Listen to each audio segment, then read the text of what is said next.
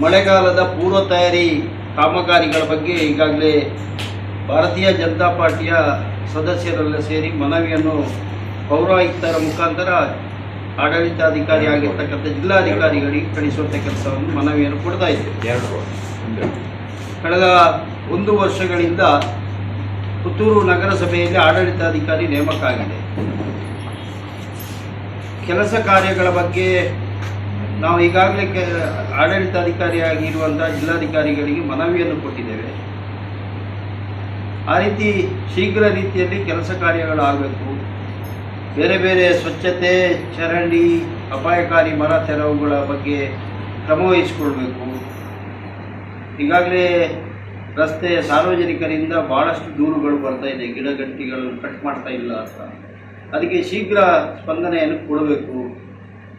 15ನೇ ಹಣಕಾಸು ಯೋಜನೆ, ಕೇಂದ್ರ ಸರ್ಕಾರದ 15ನೇ ಹಣಕಾಸು ಯೋಜನೆ ಬಗ್ಗೆ ಶೀಘ್ರದಲ್ಲಿ ಕ್ರಿಯಾ ಯೋಜನೆ ತಯಾರಿಸಿ ಸದಸ್ಯರ ವಿನಂತಿ ಮೇರೆಗೆ ಅವರವರ ವಾರ್ಡ್ಗಳಲ್ಲಿ ಕಾಮಗಾರಿಗಳನ್ನು ತಗೊಂಡು ವಿನಂತಿ ಮೇರೆಗೆ ಶೀಘ್ರ 15ನೇ ಹಣಕಾಸು ಯೋಜನೆ ಅಡಿಯಲ್ಲಿ ಕ್ರಿಯಾ ಯೋಜನೆ ತಯಾರಿಸಿ ಟೆಂಡರ್ ಕರಿಬೇಕು.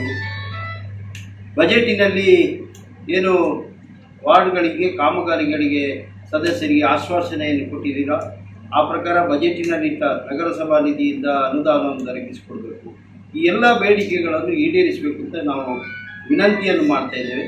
ಅದೇ ರೀತಿ ಮಳೆಗಾಲದಲ್ಲಿ ಭಾಳಷ್ಟು ನಗರ ವ್ಯಾಪ್ತಿಯೊಳಗೆ ಹೊಂಡಗಳು ಬಿದ್ದಿದೆ. ಅದಕ್ಕೆ ಹೊಂಡಗಳನ್ನು ಮುಚ್ಚುವಂಥ ಕೆಲಸ ಶೀಘ್ರದಲ್ಲಿ ಆಗಬೇಕು. ಜಲಸಿರಿಯ ಸಮಸ್ಯೆಗಳನ್ನು ಶೀಘ್ರ ತೀರ್ಮಾನ ಮಾಡಬೇಕು. ಎಲ್ಲ ಬೇಡಿಕೆಗಳು ಇದೆ.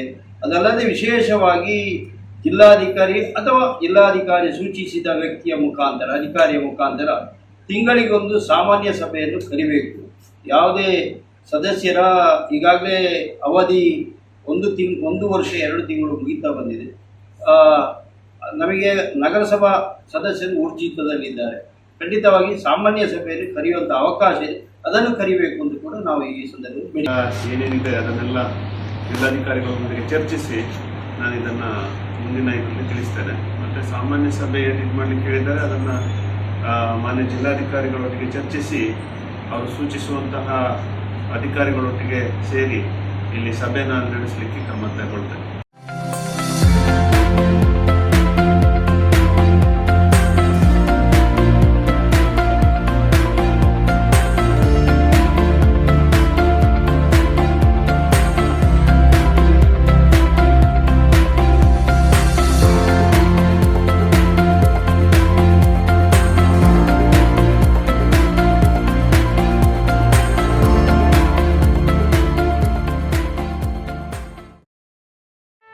ಸುದ್ದಿ ಚಾನಲ್, ಕ್ಷಣ ಕ್ಷಣದ ಸುದ್ದಿಗಾಗಿ.